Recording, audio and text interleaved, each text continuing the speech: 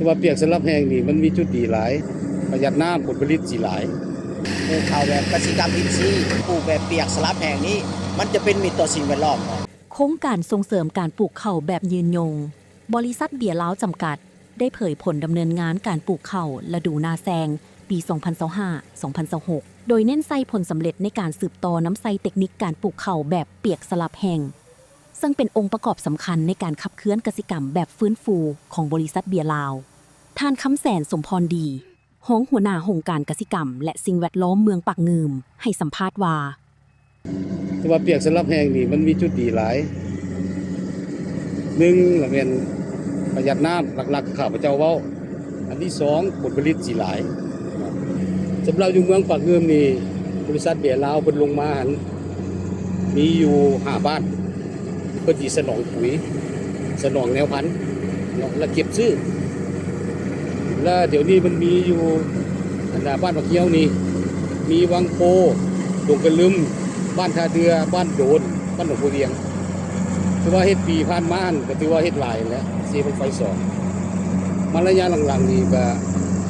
ย้อนเรื่องราคาเข้านะเรื่องราคาเข้ามันจะต่ำแดงแล้วก็เจ้าก็เริ่มเป็นหน่อยลงแต่ว่าโอกาสต่อไปก็เจ้าก็สิเร่งใส่ข้าวเบียร์นี่แหละเพราะว่าเรื่องราคาที่สูงกว่าข้าวธรรมดาเข้ามาได้แล้วทางโครงการพวกเขานี่ก็สนับสนุนเรื่องเทคนิคเนาะเรื่องการปลูกการใส่ปุ๋ยการใส่ยาอย่างต่างๆเขาได้ช่วย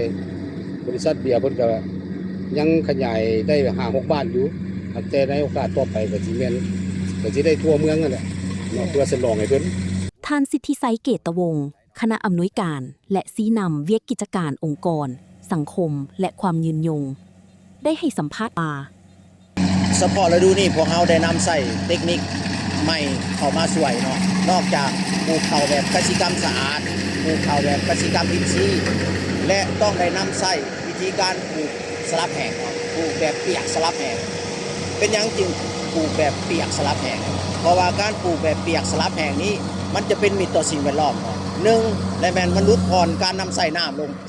30% สองและแมนการลดผ่อนธาตุเฮือนแก้วลง 50%ถ้าพวกเราเทียบใส่วิธีปกติที่ชาวนาของพวกเราเฮ็ดก็คือน้ำมันจะแช่อยู่ในไหนาหันตลอดเนาะแบบวิธีนี้พวกเขาจะสามารถลดผ่อนต้นทุนได้หลายเนาะและเฮ็ดให้สมรรถภาพของเขานี่ก็สูงขึ้นคุณภาพก็ดีเขาหรือว่าวัตถุดิบที่เฮาได้แล้วเอาไปต้มเบียร์หันเป็นวัตถุดิบที่มีคุณภาพสูงเนาะและมันเป็นมิตรต่อสิ่งแวดล้อมอันนี้เป็นหลักหัวใจหลักของโครงการพวกเราอยากนำใช้วิธีการเทคนิคอันใหม่ๆนี้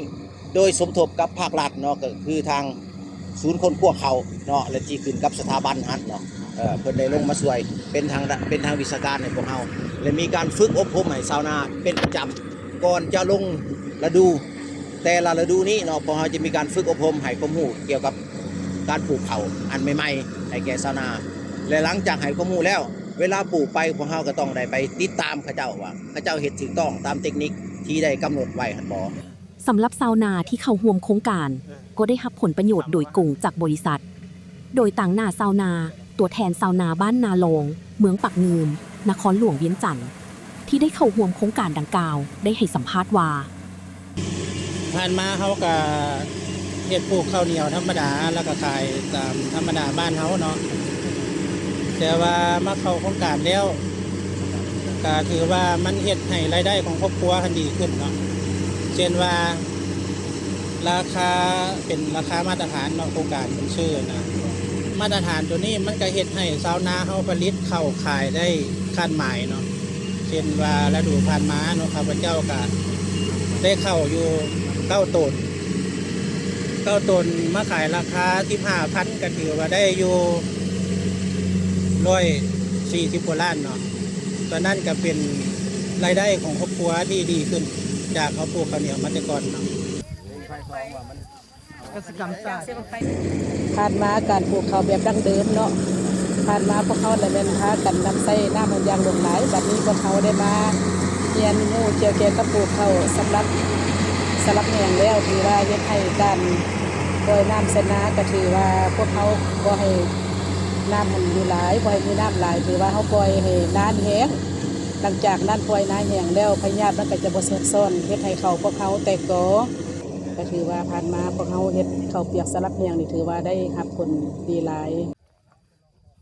เพื่อสามารถสนองเข่าในการผลิตในอนาคตทานสิทธิไซเกตวงศ์กล่าวตื่นว่า ปีนี้เป็นฤดูทำอิฐที่พวกเราเริ่มปฏิบัติวิธีการปลูกแบบ4อย่างจริงจังเนาะและเป็นวงกว้างออก และในอนาคตทางบริษัทจะส่งเสริมและสุขยู่ชาวนาในกลุ่มนี้ ให้ปฏิบัติแนวทางปลูกให้เป็นทิศทางเดียวกัน และพวกเราจะประเมินคืนว่าวิธีการปลูกนี้มันสมเหตุสมผลหรือบ่มันได้ดีแท้บ่มีการวัดตัวเลขข้างแน่หลังจากนั้นพวกเราจะขยายเนื้อที่ปลูกตัวนี้ออกไป โครงการนี้สะท้อนให้เห็นถึงความมุ่งมั่นในการลงมือปฏิบัติด้านความยืนยงอย่างจริงจังซึ่งสอดคล้องกับแนวทางของบริษัทที่มุ่งมั่นในการลดพรการปล่อยไอพิษเฮือนแก้วการปกป้องทรัพยากรธรรมชาติและการยกระดับคุณภาพชีวิตของชุมชนท้องถิ่น นาแซงแม่นละนาแซงนาปี